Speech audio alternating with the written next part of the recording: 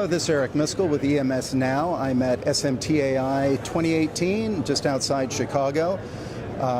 This morning I'm at the Cogiscan booth with Greg Benoit. Greg, thanks for taking time this morning to speak with us. My pleasure. Why don't you start by just telling the readers, the audience, kind of your elevator pitch about what Cogiscan does. Sure. So Cogiscan, we've been around for about 19 years in the electronics industry. We focus strictly on electronics assembly, providing primarily software solutions, but also some hardware add-ons as well.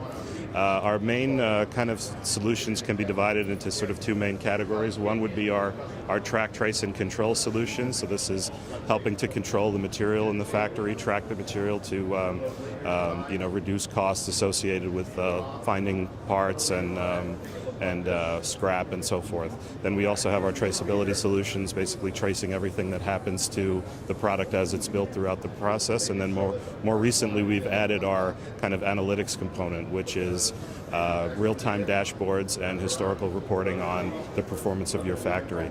The other stream would be our kind of connectivity solution, which is a middleware solution that really is becoming more and more of a focus for us as kind of Industry 4.0 becomes more of a reality in our industry and so on.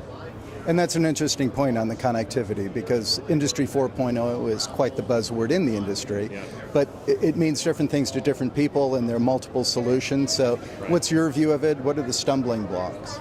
Well, really the main stumbling block, the first step that everyone has to get past is really the connectivity piece. And so, when you walk into any factory in our industry, there's, kind of what I call like a United Nations of languages in the factory. The machines all speak different protocols, different data formats, and different technologies and so forth. So what we've tried to do is position ourselves to be kind of a universal interpreter for the industry, so that basically we take the headache of trying to mesh all of these different languages together to get things to talk to each other. You can basically use our middleware as your kind of single communication point in the factory, and then that takes a major headache off the customer, for the machine vendors themselves, and also for the various software that needs to be connected to, because they can just talk to us, and then we worry about all the different protocols and languages and so forth. So you're kind of the Rosetta Stone. You make it all kind of make sense. Perfect. I like that. Exactly. You can use that if you like. All right. Thank you. But so now, what are you hearing as this rolls out for your customers? Are they asking you to expand your solutions? Are there other problems that are evolving then? Yeah. So for us, it's constantly basically expanding those different sort of languages that we can speak, the different the different protocols that we encounter in the factory. The different standards that are coming out. We're constantly evolving our solution to be able to support all, as many of these as possible, so that we can basically walk right into the factory, and it's more, sort of plug and play to get communication with these. Analytics is also becoming a major focus as well. Everyone wants to do something with this data, and so we're expanding our solution in that direction as well to include additional things, related to product quality and those sorts of things as well, so that they can actually use the data they collect from the system to get intelligence to actually, improve their production in the factory. And are you able to define then, from analytics means different things, so you do have some basic kind of off-the-shelf type of standard ones that you do, and then you can customize based on need? Right, so there's kind of two main flavors in our system. One is real-time, so this is where the customer can see kind of a snapshot of exactly what's going on at that moment in their production.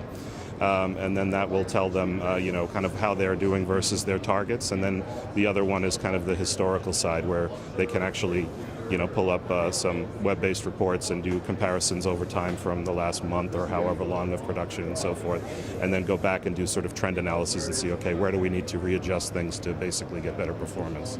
That's very good, very interesting. And I'm just going to end with a question a little off topic here. One of your colleagues told me that you're kind of a Renaissance guy, and besides just doing this for a living, you DJ as well. Is this true? And yeah, I guess I'm what you would call a bedroom DJ, so I don't really do gigs, but I'll do kind of like, parties with friends and so forth, and most of it is just me kind of spinning with my turntables and my mixer in my apartment by myself. So do you have a name? Do you have a handle here? DJ Benoit, yeah. DJ Benoit, very good.